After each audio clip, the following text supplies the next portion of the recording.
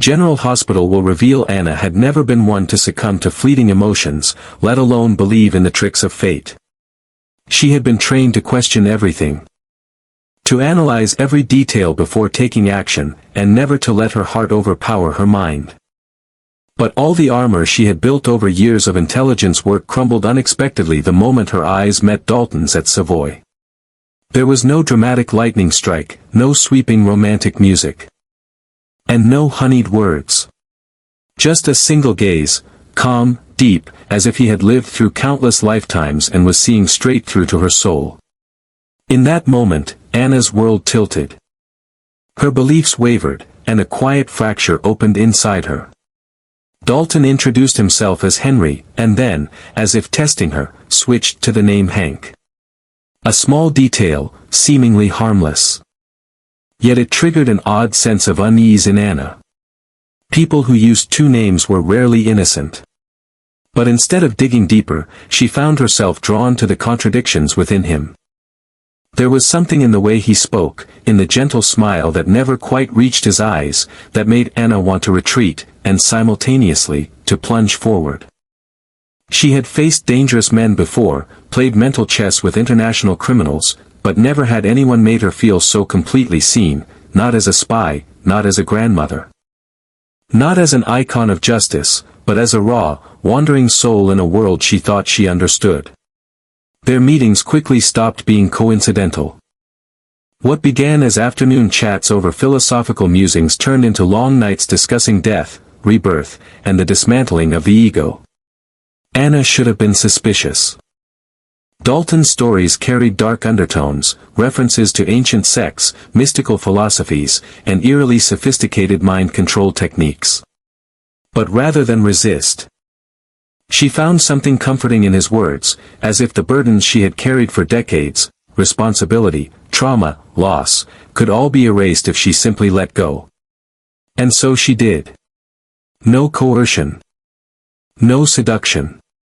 Anna herself penned the resignation letter and walked away from the force she had served her entire life. There was no farewell meeting, no explanation, only her badge left on the desk. And her silent disappearance from the world of justice. To those who knew her, it was unthinkable. But to Anna, it was liberation. Dalton had drawn her an exit. And she followed like a parched soul chasing a mirage across the desert. Emma was the first to notice the change. The girl who had grown up idolizing her strong, sharp-witted grandmother now watched her turn into a quiet, withdrawn woman, immersed in strange rituals and secret gatherings in the outskirts of town.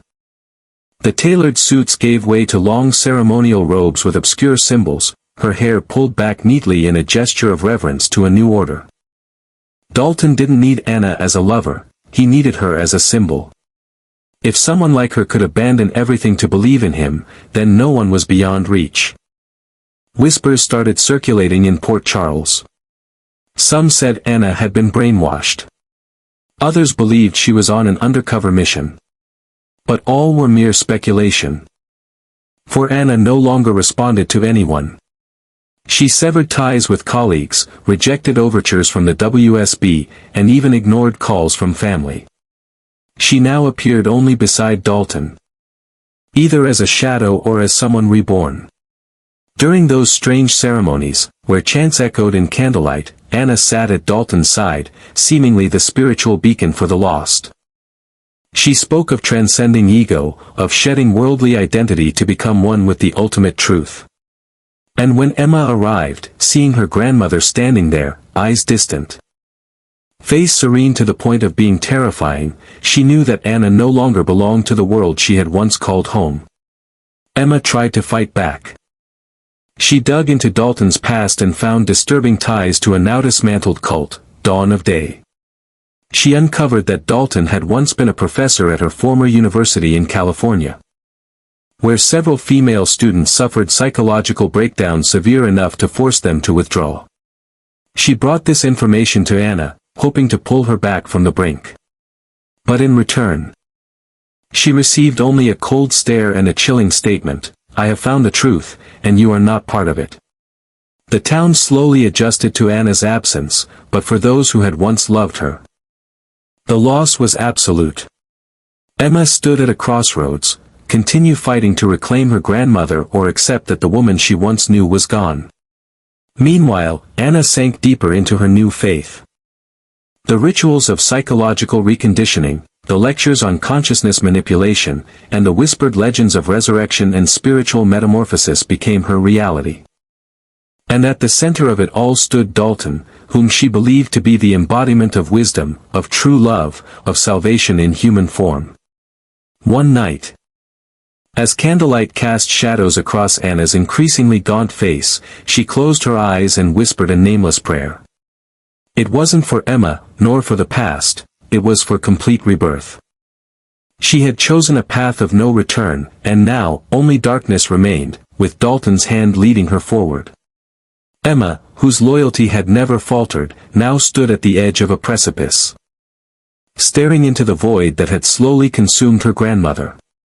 What had once been a deep familial bond, woven with shared memories, lessons passed down through generations, and unspoken trust, was now stretched to a breaking point. Anna, the woman who had once taught her how to protect herself not just from danger but from illusion, was no longer fighting.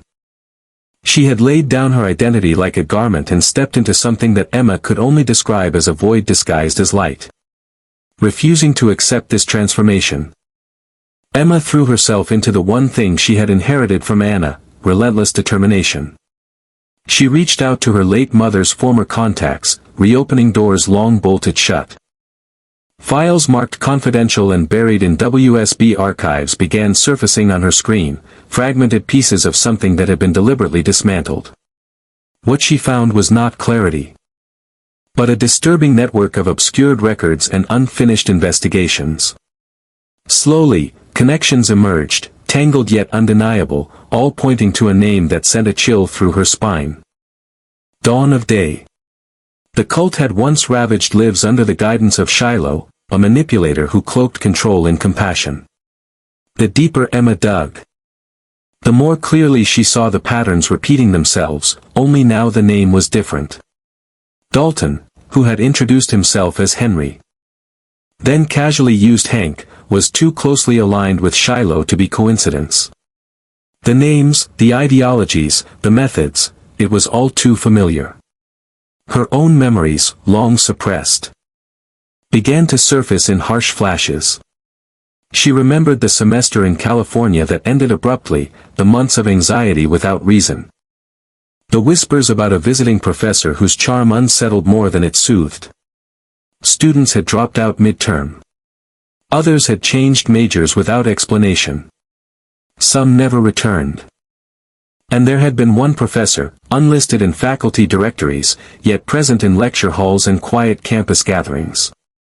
Now, in the cold light of revelation, Emma realized the shadow she had escaped all those years ago had returned, not for her, but for the one person she loved most in the world. The evidence mounted, heavy with implication.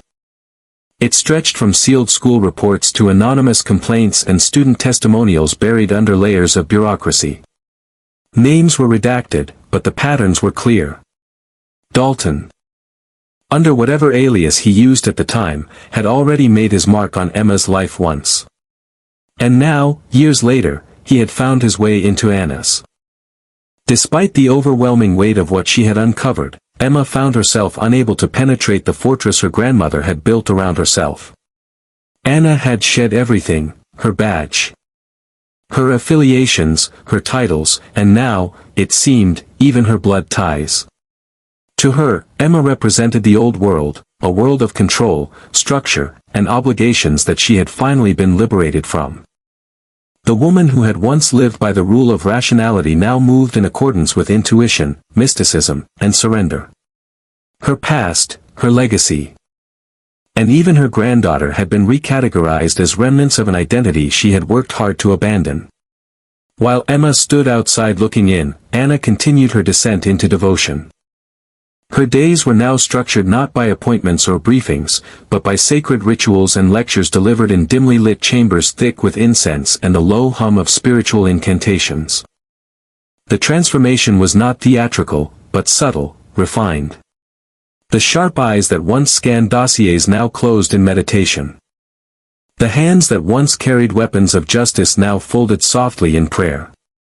Each night, she entered the ceremonial circle with the same serenity as the last.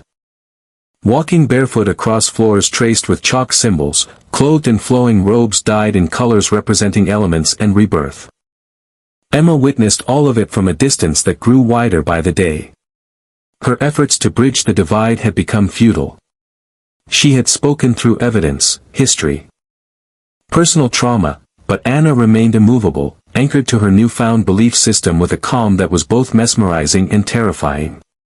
Dalton stood always close, a quiet presence. Never overtly commanding, yet undeniably central to everything. He watched Anna with a reverence that suggested not love, but ownership, as if her belief in him validated his entire construct. Anna's devotion was not a performance, it was complete absorption. She no longer questioned. The doctrines of the cult had been etched into her thinking, dissolving the memory of who she had once been. She now spoke of transcendence, of dissolving the ego, of detaching from pain by unbinding from memory. Her family, her former life, her own granddaughter, these were now seen as attachments, weights that kept her from the clarity she believed she had found. Emma stood surrounded by facts and proof, yet paralyzed by the unshakable reality that no amount of evidence could compete with the conviction Anna now carried. It was no longer about saving someone unaware of their fall. It was about reaching someone who believed the fall was flight. And with every ritual, with every whispered prayer, with every gaze cast toward Dalton, Anna slipped further from the woman who had once held Emma's hand during childhood nightmares. The ceremonies became more elaborate, more esoteric. Emma observed them from the fringes, hiding in the shadows of their secluded gatherings, her heart breaking each time she saw Anna bow before Dalton, offering not submission, but unwavering trust. The woman who had taught her to always question authority now channeled her strength into worship. Anna believed she was finally free, finally awake. What Emma saw was a spiritual coma masked as awakening. Emma's investigation became less about exposure and more about preservation. She no longer aimed to dismantle the cult. She wanted to find a way to remind Anna of herself, of her humanity, her legacy, her family. But the more she tried, the clearer it became, Anna had not been coerced. She had chosen this. She had stepped into the abyss with open eyes and a willing heart. Now, Emma carried the weight of two battles, one against Dalton, and one against the fading memory of her grandmother. Each day, that memory became harder to reach. And each night, as Anna knelt beneath candlelight among the faithful, eyes closed and lips murmuring the tenets of her new truth, Emma stood in silence, mourning a loss the world would never understand.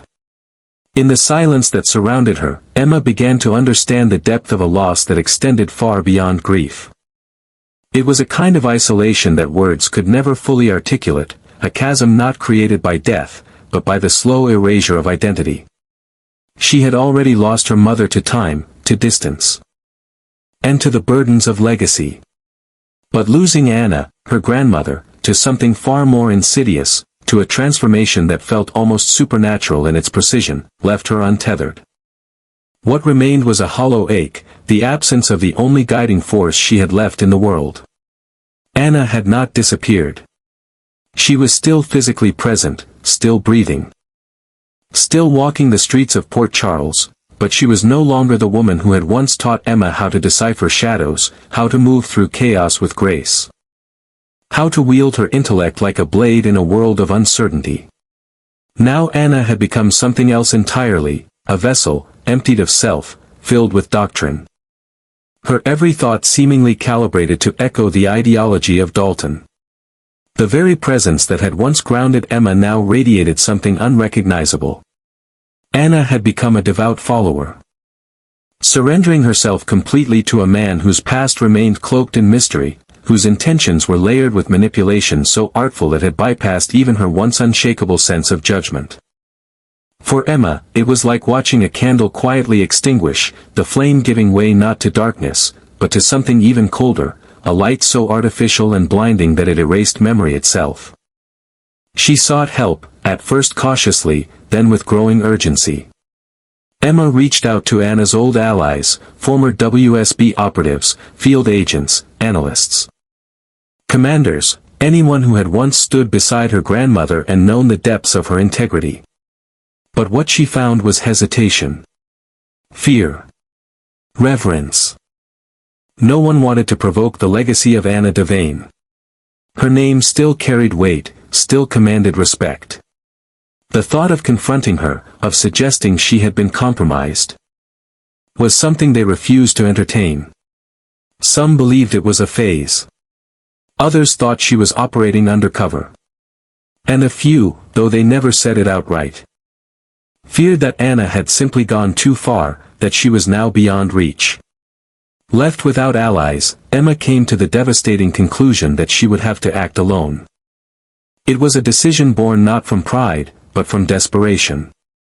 And in the very moment she resolved to intervene without backup, Anna severed the final tie between them. Communication ceased. Every call went unanswered. Every message returned undelivered. Every route back to her was blocked, as if Anna had sensed the shift and responded with finality. That silence was not passive. It was definitive. It was the last word in a conversation that would never be resumed. Emma understood then that their paths had not just diverged, they had become mutually exclusive. Her world, rooted in resistance, could no longer coexist with Anna's world of surrender. As Emma drifted further into solitude, Anna descended deeper into the inner sanctum of Dalton's teachings. What had once been philosophical musings now evolved into a complex system of layered indoctrination. She was introduced to the core of the doctrine, lessons in cognitive realignment. Sessions designed to suppress individual thought and reinforce collective loyalty.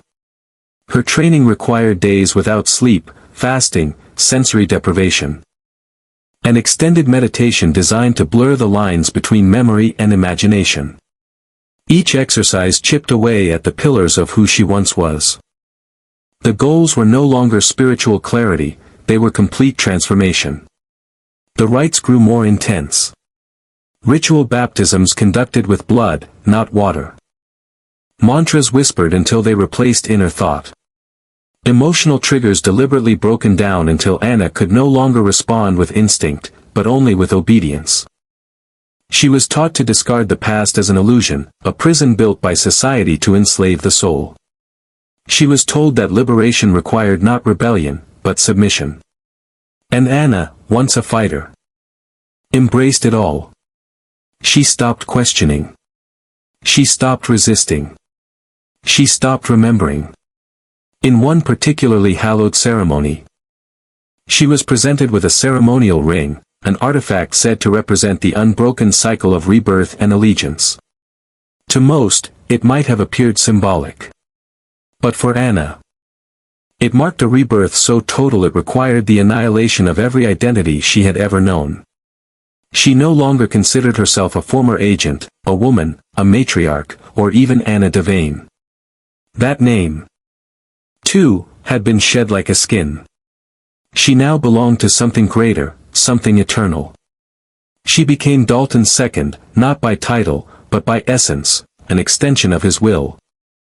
A disciple so fully devoted that she could guide others through the very rites that had reshaped her. Meanwhile, Port Charles carried on, unaware of the growing storm beneath its calm surface. The name Anna still echoed through its streets, still inspired confidence and nostalgia. But behind closed doors, the town was changing. Murmurs about a mysterious sect began surfacing. Isolated disappearances, easily dismissed at first, started to form patterns. The authorities remained silent, either out of ignorance or complicity. The press, unable to grasp the magnitude of what was unfolding, focused on smaller headlines. But Emma saw it clearly. The transformation of Anna was not an isolated event. It was the nucleus of something far more dangerous. In the face of all this, Emma's heart fractured under the weight of truth. She realized she was no longer trying to save a person. but trying to stop a movement. And yet, how could one person stand against a network so intricately constructed? Dalton was no longer just a man, he was a leader, a symbol, a prophet. Around him stood an army of believers, not out of fear, but out of love. And among them stood Anna, not as a captive, but as their champion. Every path forward seemed impossible. Every option carried loss. To fight was to risk everything. To walk away was to accept the death of the last connection she had left in the world. And somewhere, deep within a sanctuary untouched by time or law, Anna sat cross-legged on the stone floor of the inner temple. Her eyes were closed, her breath steady. Her consciousness detached from the world she once swore to protect. She no longer thought of Emma, no longer held on to the fragile threads of motherhood or memory. Those had been burned away, replaced by something colder and eternal. She had learned to extinguish longing. She had mastered the art of forgetting. And in that final meditation, beneath flickering candlelight and the chants of those who now called her sister, Anna disappeared completely into the fabric of the faith. She was no longer a woman with a past. She was now a permanent fixture of Dalton's doctrine, unyielding, unquestioning, and everlasting.